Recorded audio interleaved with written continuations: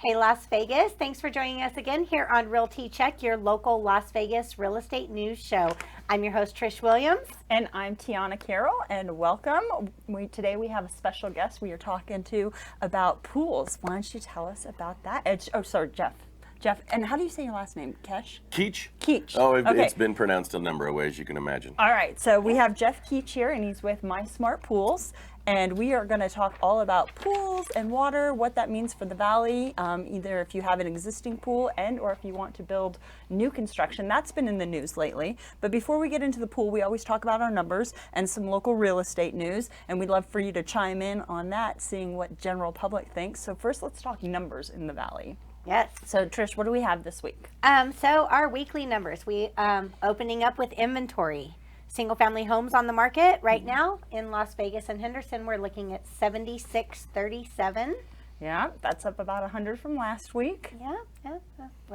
We're raising. And price reductions, they're holding about the same as well, right? Yeah. We're at 1647 this week. 1647. It's nice to see them under 1900. It is, things are stabilizing a bit. I'm starting to see a little more homes go into contract than we have over the past few months, weeks since all of this has started. We're starting to get a little uptick in activity there, which is promising.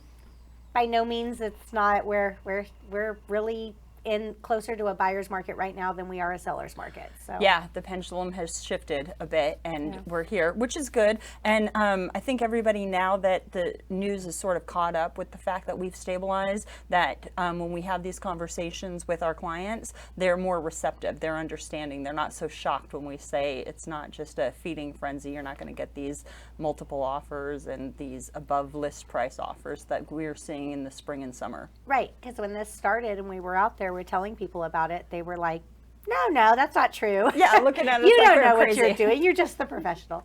Exactly. So, Jeff, what have you been hearing, or what's your insight about what's happening in real estate in general? You're very versed in the real estate industry. Yeah, I've been in it history, for right? a while. Yeah, in the local industry since 1995, one way or another, between residential or some commercial years in there. And I think just what's going on with local market, I almost want to back up about 12 months.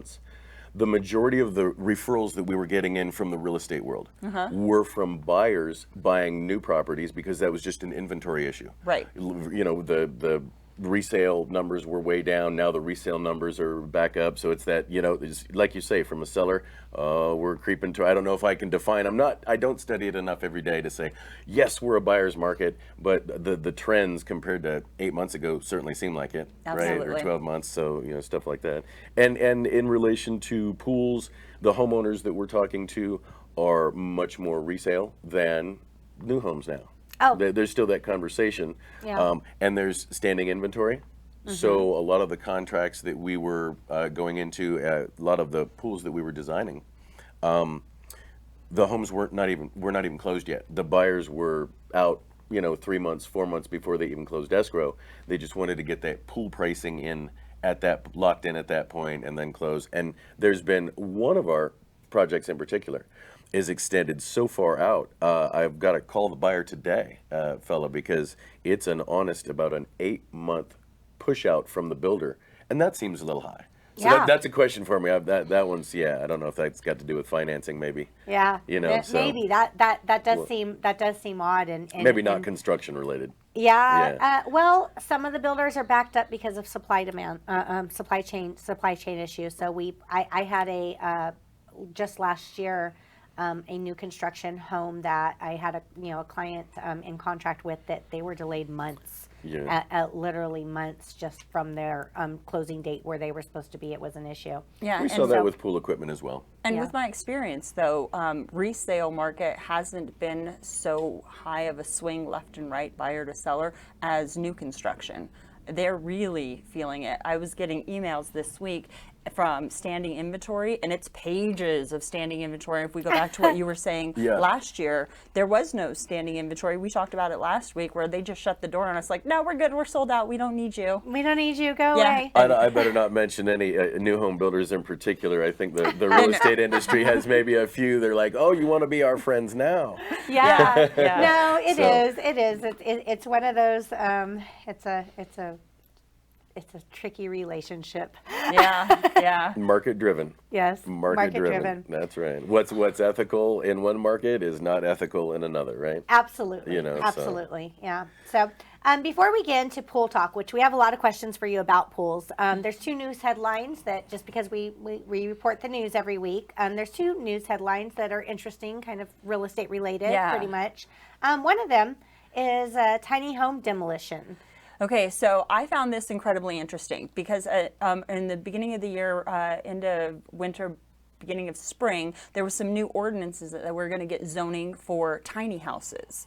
Right now, everything's single family or multi-unit or whatever. But now we're seeing this new ordinance put in. And there was a gentleman who very thoughtfully wanted to help the community, and he was more under the guidelines of asking for forgiveness than permission, and he was putting up tiny houses and they were taking him down. And then he thought, how am I going to avoid this disaster? So he ended up buying a parcel in a heavily homeless community and bought a parcel of land, put up a bunch of tiny homes. And tiny homes, I guess, would be a stretch of the imagination because they're more like a front wall, a back wall, and then a tent that surrounded the tiny home. But for people who don't have a place to call home, it really gave them a sense of stability where they can put their items, where they feel like they were on the road to making their lives better. And then the city came in and tore them all down because of permits, and technically that lot of land that he was building on was single family zoned because of the zoning. So he was trying to push the zoning forward, but it turns out that the city was like, no, we're going to follow the rules. Now, we don't have anything in place yet where you can actually put tiny homes, even though the zoning has happened, but he's working on it. They tore down his houses. The people were sad, right? All of their possessions were in those little tiny house tents.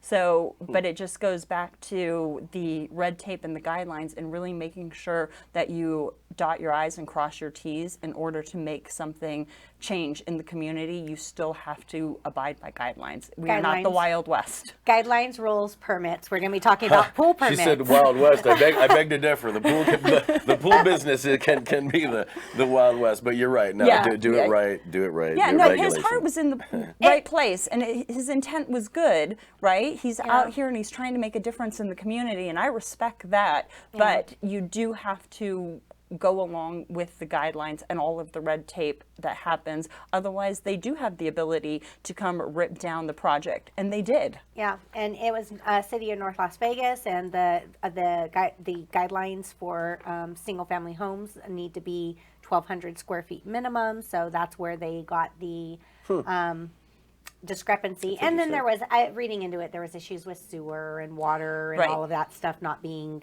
connected to each unit. There, definitely his heart was in the right place. Right. But he put the cart before the horse. Yeah, it just didn't. It just wasn't something that the city was going to allow to continue. So yeah, but the good news is those guidelines are being put in place, and we now have those options, which is something new to our valley and our community, and how that grows and changes is going to be pretty imperative, right? Especially as housing prices rise and most people can't, well, not most people, a certain amount of our community isn't growing with those prices. And so this will in the future give them an option.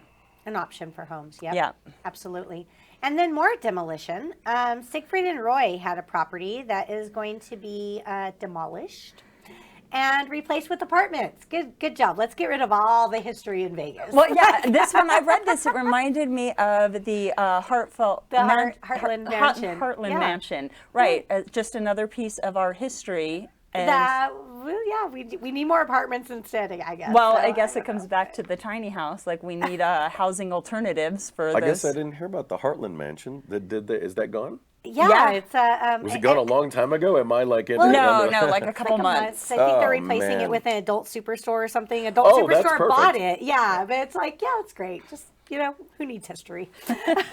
Who needs history? Vegas well, we've never really been want grounded in history here. We're a big implode and rebuild kind of place. So I guess that is our history now. Our city has so much interesting things about it. It's sad to me. I have a community group where I recently was talking about with like my group. It was a trivia thing that we had about this house. It's rumored. Who knows if it's true? And I don't want to put out fake news. But we're the news show putting out fake news. Don't mind us. Yeah, no, Right. this is just a rumor. When I was growing up, there's this house on Sunrise Mountain that they said that Marilyn Monroe lived in. It has this two like big, or it used to have, it doesn't have anymore. They removed the M's. It had these two huge M's on the gate.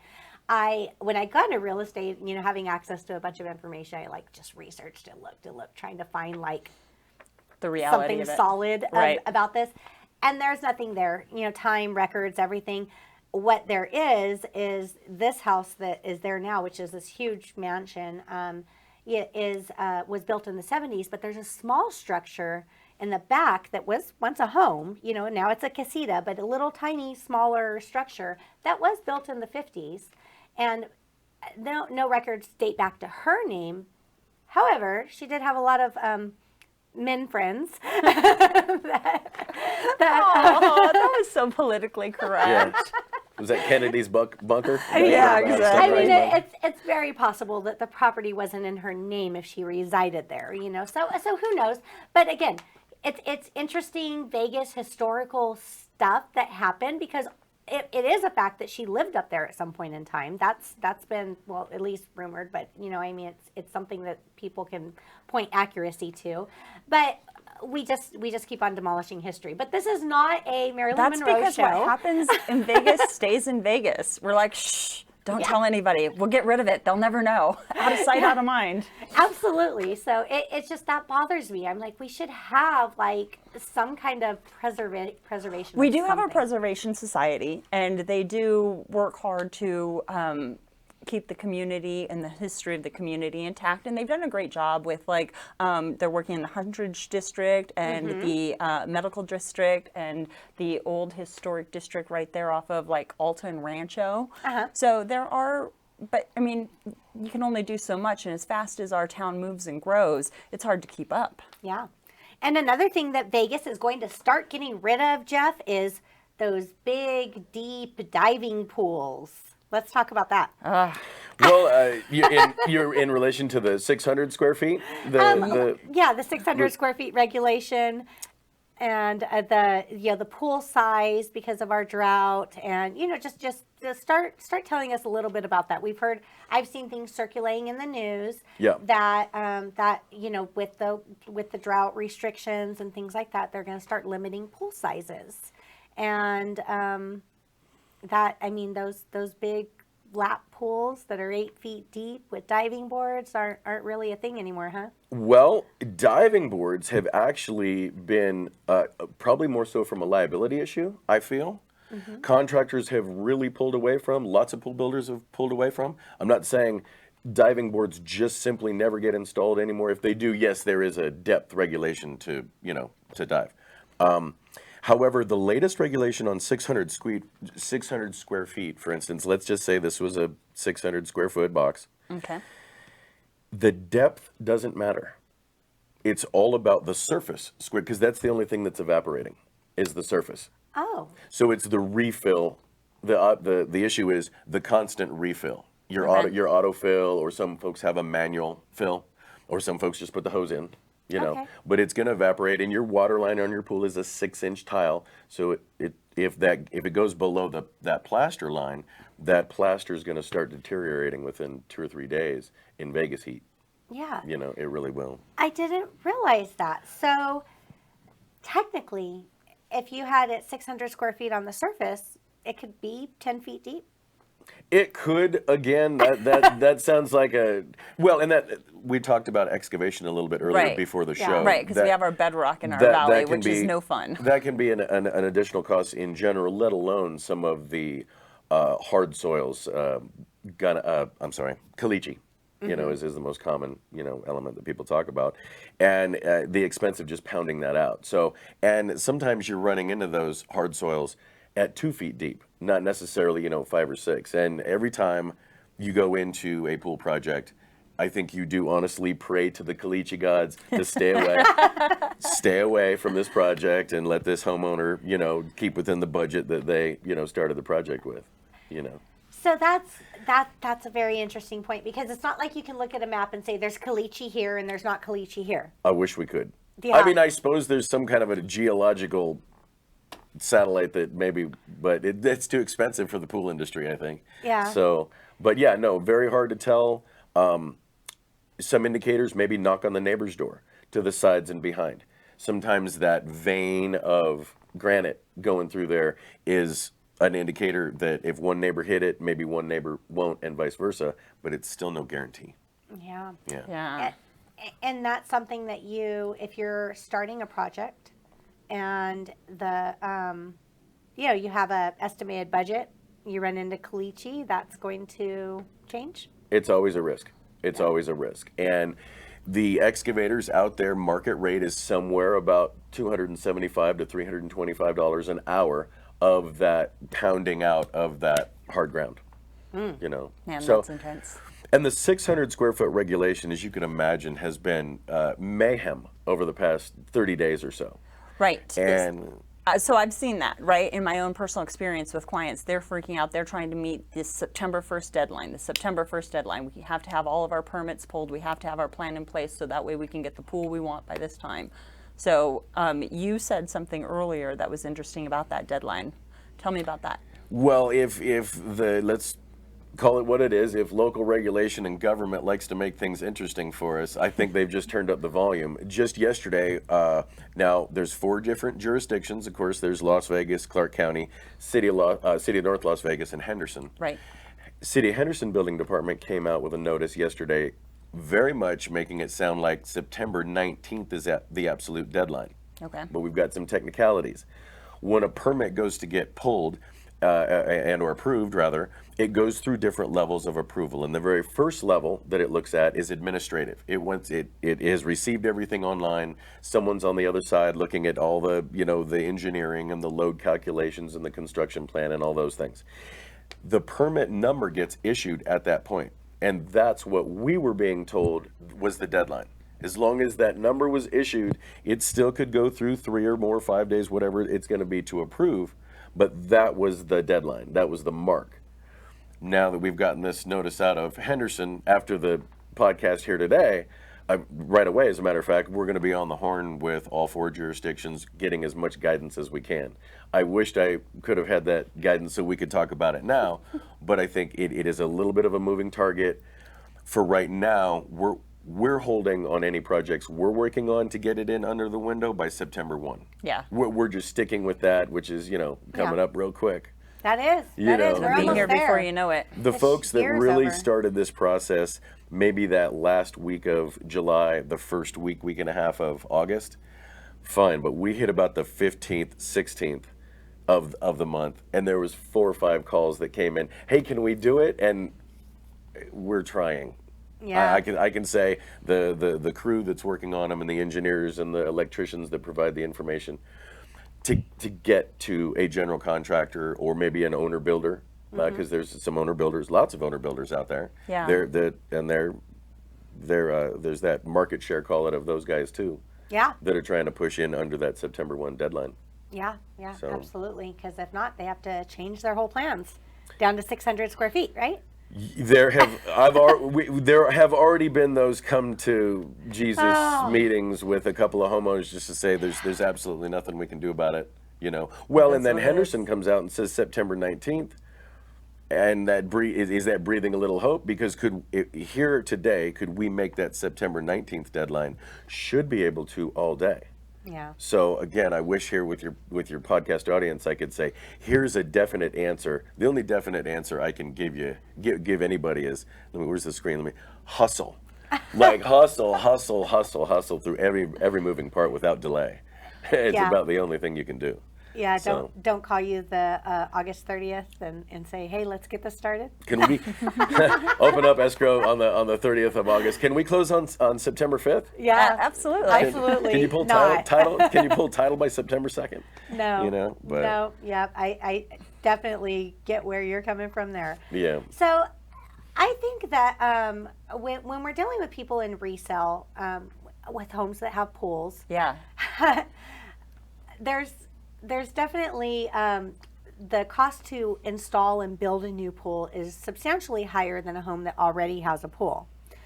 From your side of this, being the expert in pool building and everything there, how would you, what advice or information would you give people regarding that? Like, is there benefits to having a new pool versus getting a resale home that has a pool that needs work, that needs to be redone?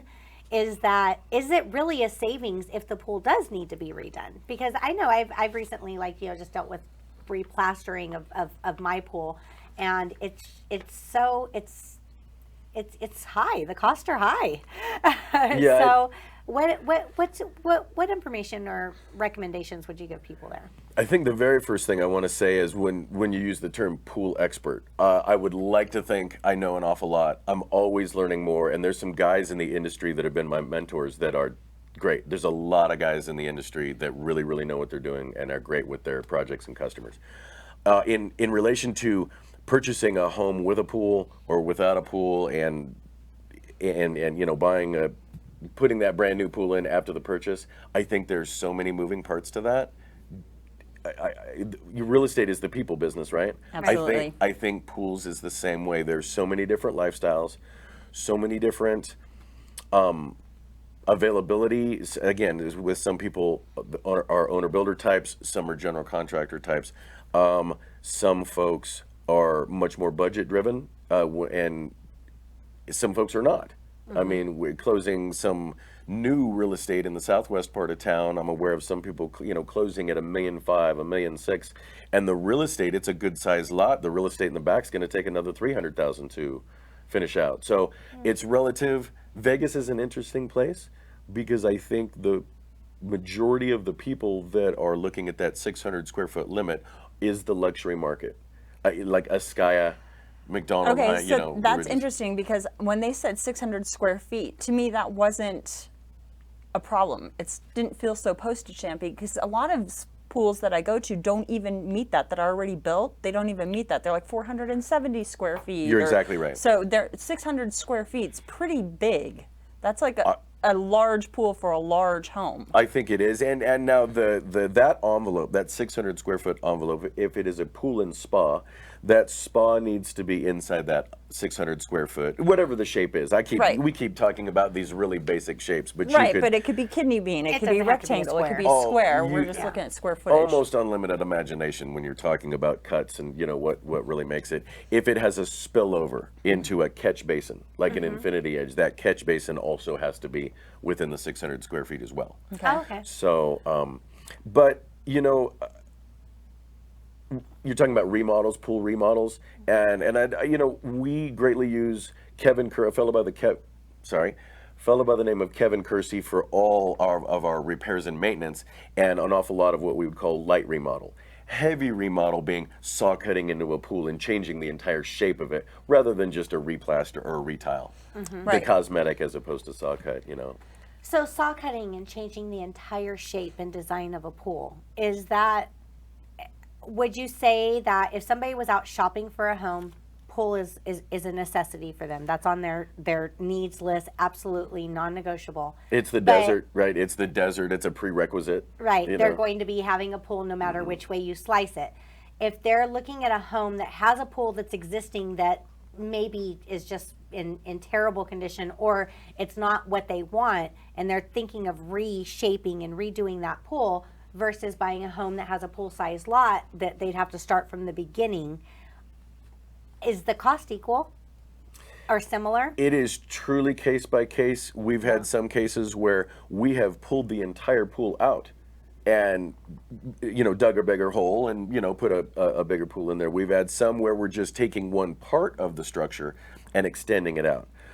George Kiprios with GK Properties, he added a wet deck section. So now that's only about 14 inches deep, and it kind of fills back in with your concrete and steel. And then on the other side of his pool, put a beautiful raised beam wall with a nice water shear coming back into the pool. So that was a light saw cut and a bit functional, cosmetic remodel. And he went with all new decking and, deck application, new spray deck, new cool decking. Yeah. Anyway, he went cosmetic and did great. We've had others where there's a property, put yourself over in the great big land stuff, Pecos and Sunset, and go east on Pecos, like Tobias Lane, all of the great big huge 2-acre stuff in there.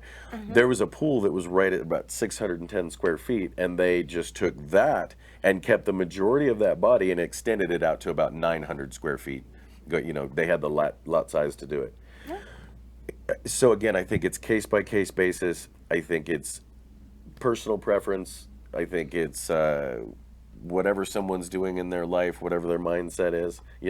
That one property that I'm thinking about on Tobias over there, gorgeous home, great big lot, and they stripped that property down to bare bones and put it, all new. You can imagine cabinets and flooring and paint, and probably did a little bit of structural stuff, and in the backyard, massive pool remodel. Wow. Yeah, whatever, what fits your lifestyle. Whatever works. Yeah. I mean, if you have that homeowner, that home buyer that is looking for something and they just totally fall in love with the house, and you've been there. Oh, we're loving the house, everything about it, but there's this one element and that's what's making them consider 3 or 4 others or something like that. Yeah. So the pool is sometimes it. Yeah. It's just a case by case, and you kind of evaluate how much is it going to cost. So we have a lot of empty pools in the valley on the resale market. And it's really heartbreaking when you go, because in my mind, and I don't know if I'm right, so you can correct me, in my mind, if I see an empty pool, I'm like, oh, automatically chip and plaster. And then who knows where the equipment is, because we don't even get to test it. And who knows if it was leaking or if Right. there's something Why major is it going on empty? with the plumbing. Yeah. When you mention concerns, 100% right. Yes, 100% right. Yeah, I mean, you never get that second chance to make a first impression. So if you're a listing, Right. and somebody walks in, and it's a big question, and it's a big unknown. You're right, because until you fill it up, you can't test the equipment, and if you're looking at it, you already probably know it needs new plaster. Yeah. If it's been out in the sun like that. What about those crazy people? This is like sacrilege to me, but those crazy I just people looked at that one yesterday. build pools.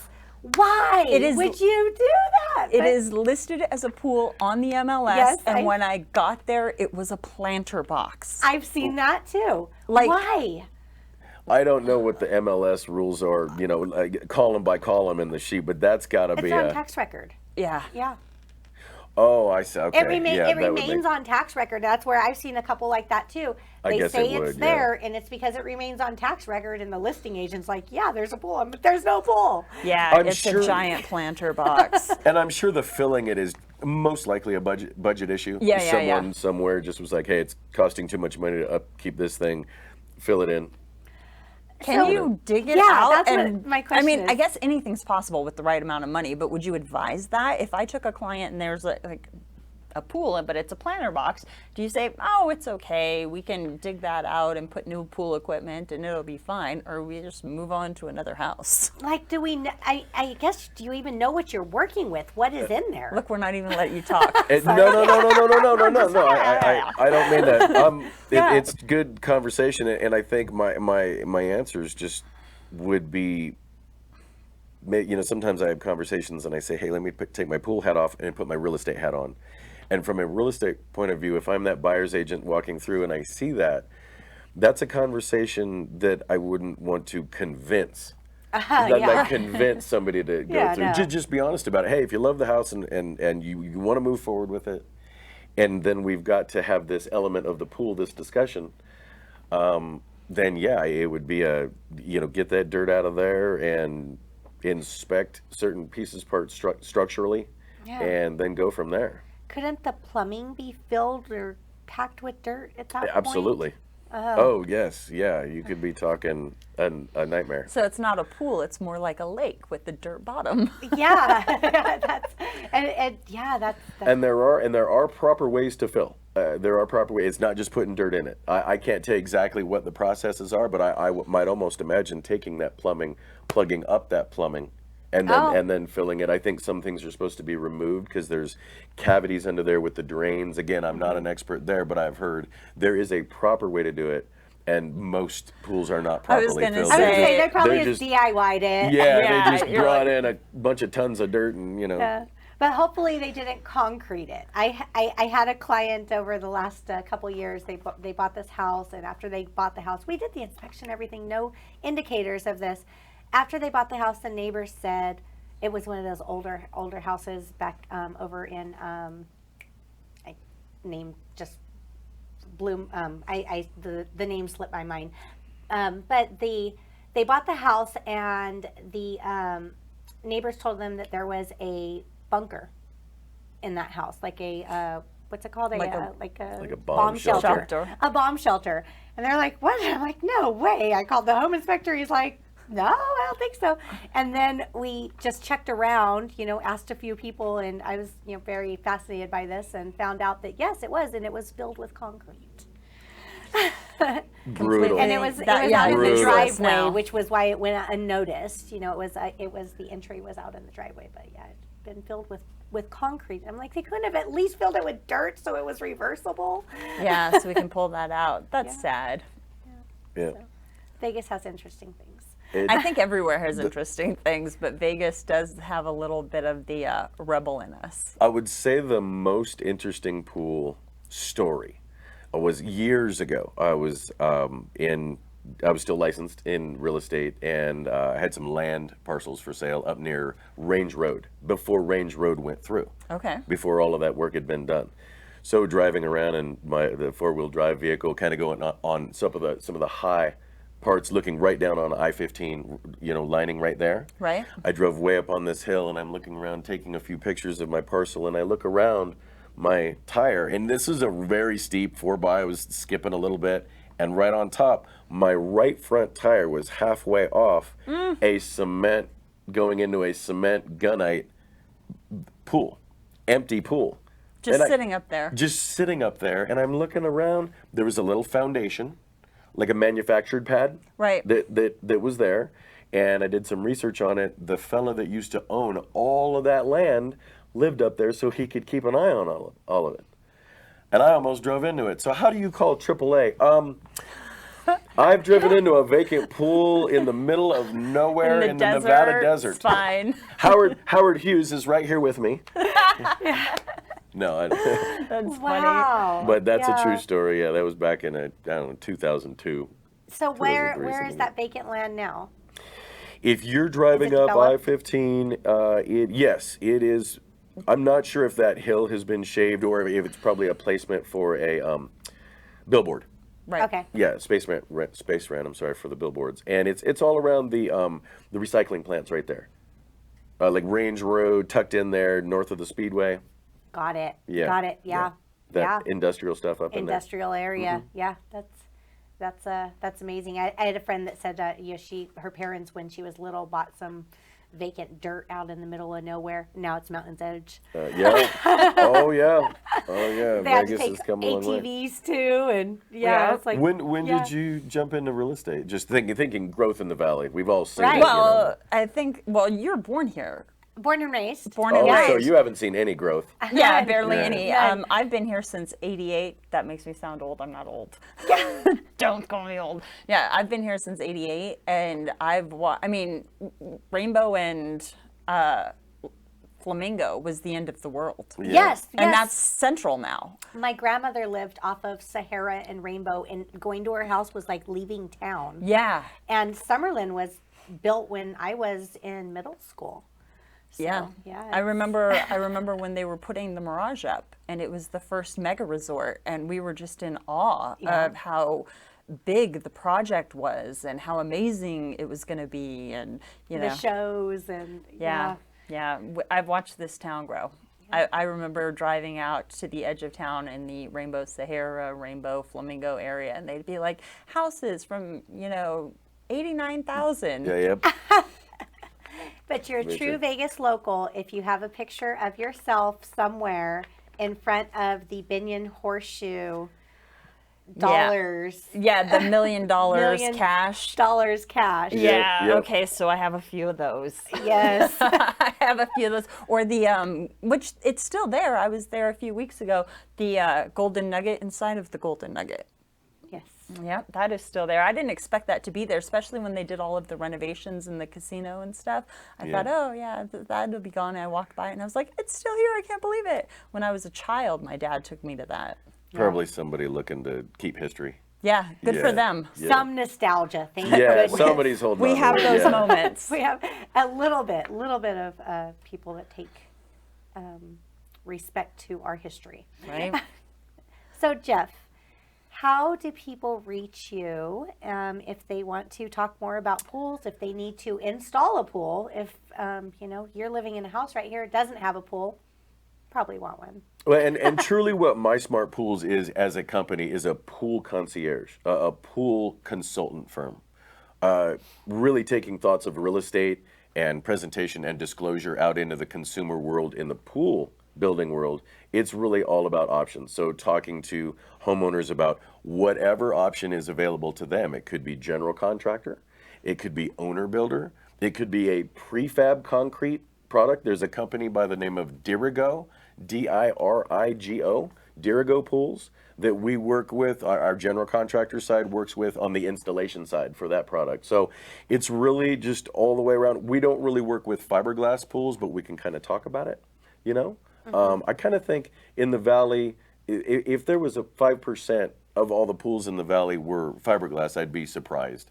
Yeah, You know, I there's don't just- come across them that often. I do sometimes in like older areas like Charleston Heights and down by like Sand Hill and Flamingo and some of those areas. Sure. But I don't really see a lot of it in, let's say, 95 and older homes. Gotcha.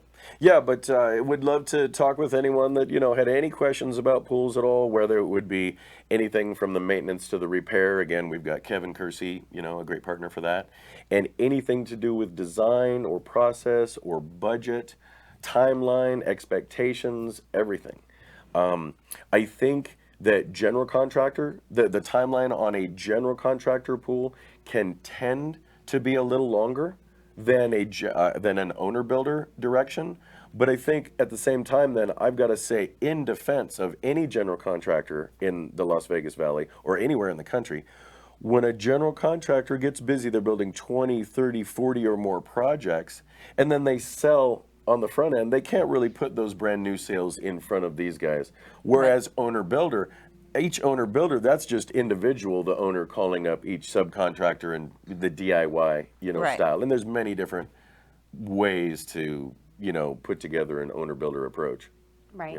So yeah, phone number wise, just 702-767-3585 or anytime via email, Jeff@smartpoolsnow, and social media wise, I probably spend most of my time on Facebook. Yes. We You two love Facebook. We have Instagram and YouTube and what else? TikTok. I don't know how to use any of those things, Sounds but like someone me. else does, That's like me. So Funny. Facebook lets us talk for me, you know what I mean? My All my right. kids told me, "Yeah, you're the right age for that, Dad." Yeah, What I do. that's all right. Yeah, no, Time to I get new definitely- kids. Yeah. I yeah. learned Facebook, got it all, and very well versed in there. I'm like, that's enough. You're like, I've mastered my one thing. It's my one thing. Yeah, Yep, she loves exactly. Facebook. They taught classes on So that. they There's a can book. reach you on Facebook, but they can also give you a call. Yes, Certainly. 702-308-2878 is how you reach out to me. And Jeff, did you give your phone number? You did. Yes, we went over mine. I had the opportunity. Thanks. Okay, thank you. And So it's my Tiana? turn. Yes. If anybody needs to get a hold of me or want to get a house with a pool already installed, give me a call, 702-379-9948. All right. Thanks, guys, for joining us. We'll see you again next week. Please take a moment, like, comment, share, tell your friends about us, and we will see you next Thursday. Have a Thank you good so week. much, yeah. Thank you. Have a great week.